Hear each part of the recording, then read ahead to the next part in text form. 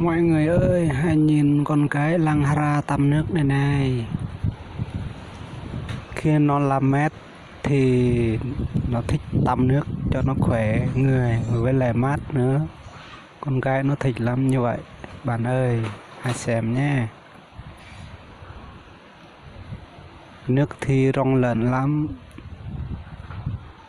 Nước suối lên đấy. Bây giờ tôi hôm nay mình vào can đừng vay như nọ chẳng hay mừng sang chuẩn bị này này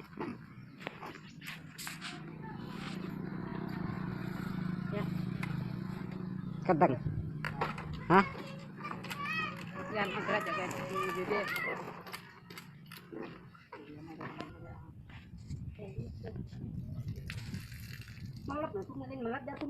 tapi là cái nam cái gì quá giờ làm thuốc này cái gì hả dạ làm ăn lần em ăn rồi ha bây giờ em ha này à Nè, hiểu à, tại đây dòng thề này chữ o thì giặc lè đi hà bọn nhâm lười nào nó sang buồn mà nhầm bằng bà. Mọi người ơi, xem đi câu cá xa lắm, ở nhà không có đồ ăn, đi câu cá kiếm mấy con để mang về ăn. Mọi người ơi, hãy xem nhé. Đường xa xa xôi, đi qua đi lại rất là khó khăn. Mọi người ơi, mọi người xem con đường không phải là gần đâu nhé, sắc núi ở dưới kia.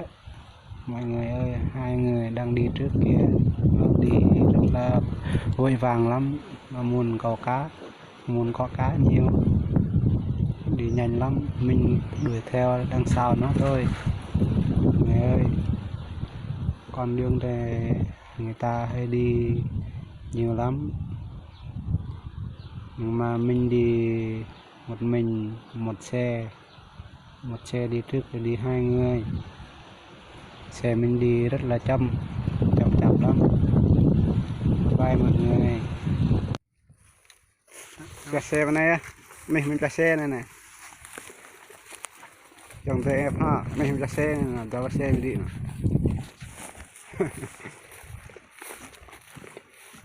rồi hiểu ai mình ơi.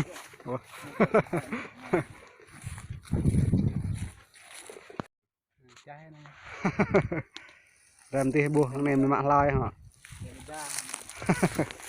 Mà chai á.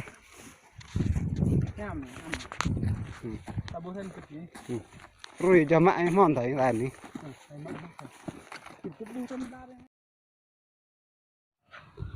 Bây giờ đây mệt và hôm nay mọi đã rồi nó mệt và vội gia tăng rót này nữa giang rót tha đơm ra lại bờ thu nhung là ngã đơm việc nữa nó tăng thu rồi vợ tăng rót này bờ thu như chém nan này ta biết mà mình mệt và ép họ tăng lại họ gia tăng rót này họ bên này mệt và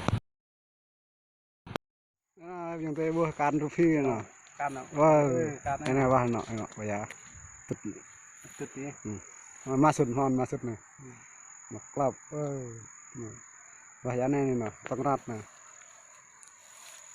tâm tim mình vào tàu toa này tàu lao này rồi vào tàu lao dự can rú phi á mình dùng tay xem ha ép ha cái nhỏ không cái ha này cái hàng plus samung này này này mà mùng mất cành cả thằng ăn đó dễ bữa này nhiều về gặp em ha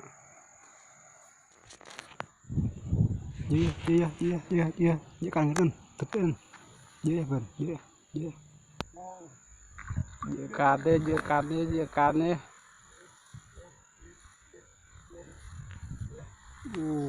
cán lên thực lên group quá keren tên hijau group cara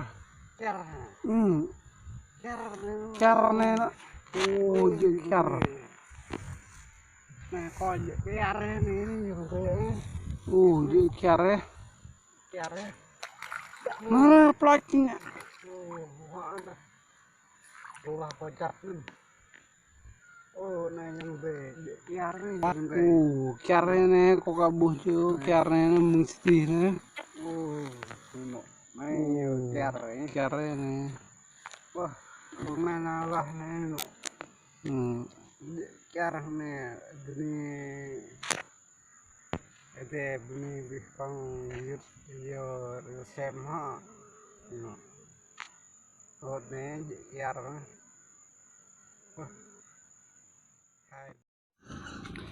pha dòng tới pha chia nhỏ đi anh em ơi, chia ba nha, cá to để riêng, cá nhỏ để riêng, mình chia cho nó dễ.